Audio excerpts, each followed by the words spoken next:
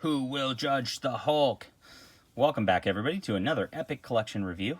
Trying to get at least one Epic Collection read per week. They're a little bit longer, so it's a little difficult sometimes, so I'm working on that as best I can. This is Volume 5 of the Hulk Epic Collections, and a lot of this stuff hasn't really been collected outside of Marvel Masterworks before. It's mostly written by Roy Thomas and Archie Goodwin, with Herb Trimpe, I don't know how you pronounce that, on art. He was on the last volume also, for the most part.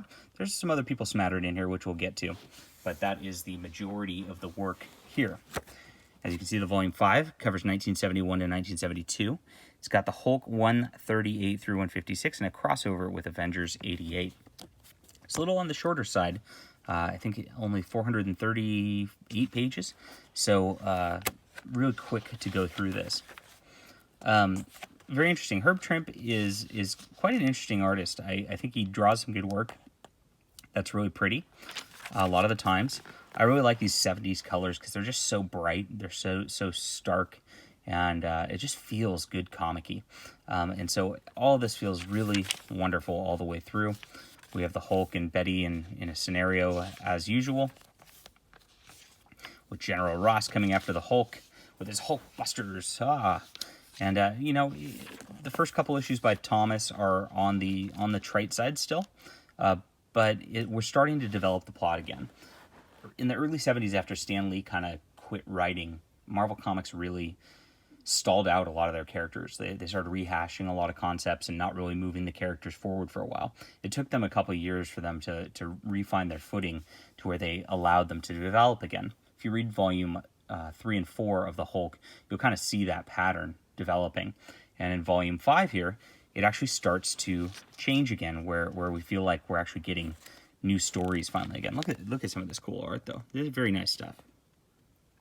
My only qualm with Herb Trimpe is there are points where the faces don't look consistent from panel to panel. I don't see it so much in this issue here, and there's also some weird anatomy sizing issues where, you know, the Hulk is his top of his body really this big? And I don't know. That changes just depending on how he draws. If I can find an example of the faces, I'll do it. But, you know, it just depends maybe on how much he was rushing these books, I think. This one, Betty turns into a crystal because of Sandman. Sandman's an interesting villain who kind of goes all the way through all the different Marvel comics. Get the leader in the next issue. Very standard leader story. And then in this one, it starts here, and I guess the story was written by Harlan Ellison. Harlan Ellison is a giant in science fiction. I mean, he was one of the greatest science fiction writers out there, and to have him write a story here for the Hulk is very interesting.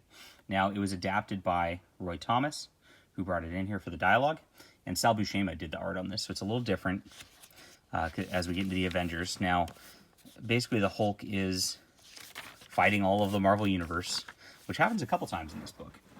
And he gets trapped with this, like, ray by this strange dude, who then shrinks him down to some tiny size. Love at the heart of the atom, as it says. And now we're into the Hulk story itself. It starts in the Avengers there. You really don't need that. You only really need the Hulk thing, which is interesting about crossovers. They kind of don't do that so much these days. Now, Herb Trimpe draws this one, and you can tell just the difference in the drawing of the Hulk between him and Buscema. I kind of liked Buscema's art a little bit better. It's a little cleaner. A little bit cleaner. But he goes in this micro world where he meets this, like, green princess lady, Jarella, and she comes back in the Hulk forever from this point. This is their first introduction. And awesome story. This might be the best Hulk story. Now, there's a weird element to this where Hulk gets plucked right back out and into our reality again by this villain guy. But then once we're in our reality, this villain guy gets plucked by an even bigger dark god out of there. So the Hulk really doesn't have as much agency in this, even though it introduces some cool characters and cool concepts. You know, it doesn't. It's a very Deus Ex Machina kind of story, which is kind of odd. It definitely doesn't fit the rest of the volume, but that's because Harlan Ellison wrote it. So that's how it goes with Harlan Ellison. You never really get anything standard with his work if you've ever read it, and I highly recommend going through his work if you can. Right after that, I mean, this is like bang, bang, bang. We get to introduce Doc Sampson, who gets his origin in here, and it's awesome. So, love seeing Doc Sampson get his groove on, and then over the next couple issues, he fights the Hulk here.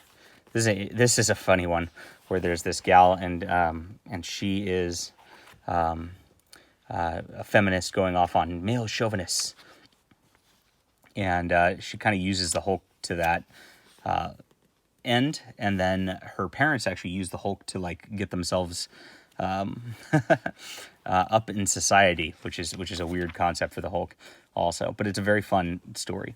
And John Severin, I guess, does a lot of the finishes on this one, so it looks a little different than Herb Trimp's usual art because of that. You could tell just the inking style is really pronounced in this. Maybe he was behind on his deadlines. I don't know what's going on in this, but this is one of the nicer looking art pieces on that level. And like I said, I think he was behind because now we have Dick Ayers on art on the next one. Much simpler sort of style here. It's very different inking style here. But he still manages to capture, it's not that far off from Herb Trimp's work that it doesn't feel like a filler issue. Like a lot of modern stuff, like when you get that different artist in there, the style's so wildly different that it's a very odd thing. Now this one, Gary Friedrich comes in with Roy Thomas to do some writing. Like I said, they're shaking things up at Marvel at this point, maybe. And I think Roy Thomas just has bitten off more than he could chew. He's writing a lot of stuff at this point, and I think he's on the precipice of becoming editor-in-chief here. And it looks like Dick Ayers is allowing Herb Trimp to catch up on his deadlines and things like that. So a couple of different issues here. It's a Doctor Doom story for a couple issues. And Hulk gets used by Doctor Doom and then ends up in the desert somewhere. I think this is yet another issue. This is a fun one. I always love when Marvel Comics does these. Here's Project Greenskin for the Hulkbusters, and here's the underground base layout. Very fun stuff on that level. Very cool. Hulk fights this weird Egyptian deal. And he's still in the middle of the desert here. Now Gary Conway takes over writing for a couple issues. And Hulk's dialogue really changes between Roy Thomas and Gary Conway and Gary Friedrich and eventually Archie Goodwin. Archie Goodwin actually allows the Hulk to talk a little bit more than those prior to him. This one, Doc Sampson ends up giving himself up and removing his powers. We're back to Roy Thomas. And that was a weird one, too, because that one continued from last issue, but it was only about 10 pages. And then we get this, like, really short story where Hulk sees a mirage. And that's, again, just an odd story. But Herb Trimp is back pretty much for the rest of the volume here. Guess he got a little sabbatical. And now Archie Goodwin takes over. And honestly, once this point happens, it just like the quality level increases. Archie Goodwin's stories are just absolutely phenomenal, and it works really, really well. So I'm very happy about this. Jarella shows up again. She's brought back, but she's actually in our universe this time. And S.H.I.E.L.D.'s involved here. There's a robot, fake version of her that gets made for some reason. It's really wacky. But I really enjoy it. And then the Hulk fights off this inheritor guy in the next issue. And he gets sad because he loses Jarella again. Now, Betty Ross is in a situation where she is getting closer with Major Talbot, who is one of the army men who's always chasing after the Hulk here, while the Hulk's kind of drifting from her towards Jarella. And yeah, just the Herb Trimp with John Severin issues just have a nice flair to them that look so much nicer. And it stays very consistent through the rest of the volume. This is a X-Men crossover with Havoc and Lorna Dane, who show up at this point when the X-Men's kind of been canceled. Very a one-off sort of deal to try to bring those characters back, it looked like. And then Hulk gets back into his normal routine here. Fights a weird senator who turns into goo.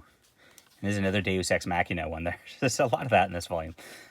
Look at just like I love the weather in this one. I remember reading this and just like being like, wow, the weather looks so cool throughout this entire issue. They really did a good job on that level.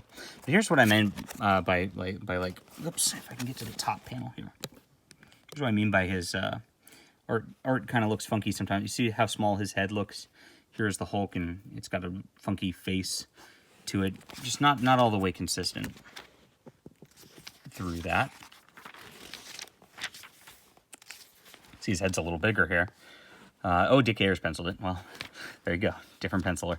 Looks like he needed a break again, and I think it had to have been deadlines at this point. Now, in this one, it's getting into this Who Will Judge the Hulk storyline, which is, I think Gary Friedrich wrote this one too, so I think Archie Goodwin took a break here. Yep. And this is a 2-issue deal where they actually put the Hulk in a trial. Pardon me.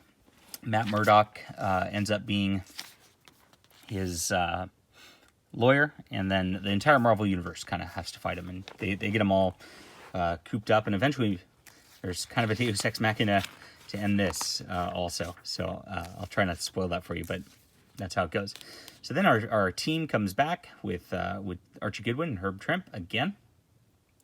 And here we go. But yes, the Hulk's head is a little bigger here than it was there. Here's a smaller version of it, which, I don't know.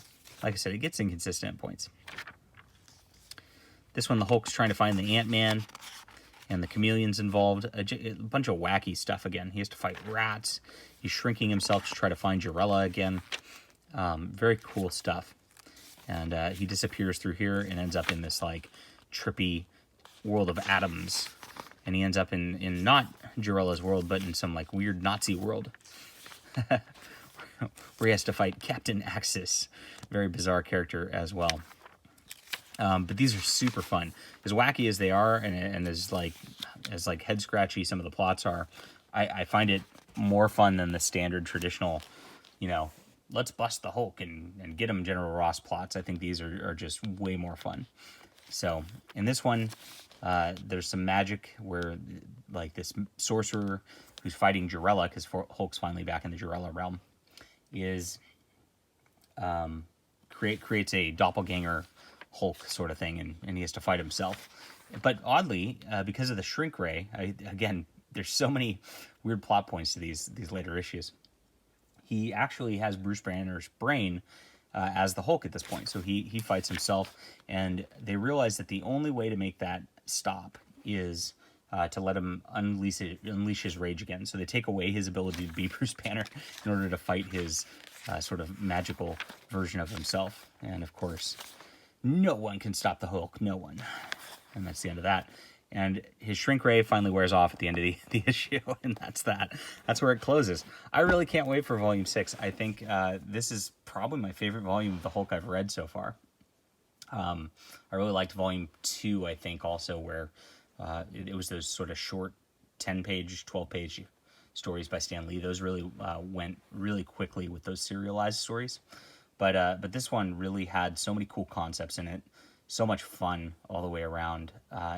Even when the art was inconsistent at points, I feel like it was very dynamic and just very nice to read through. So I give this a 9 out of 10. This makes me very happy. If you're going to pick up one volume of the Hulk, I would grab this one. Maybe the first one, just so you get the origin and all that. But this is better, to be honest. And that's that. Hit the like and subscribe button. We'll be back soon.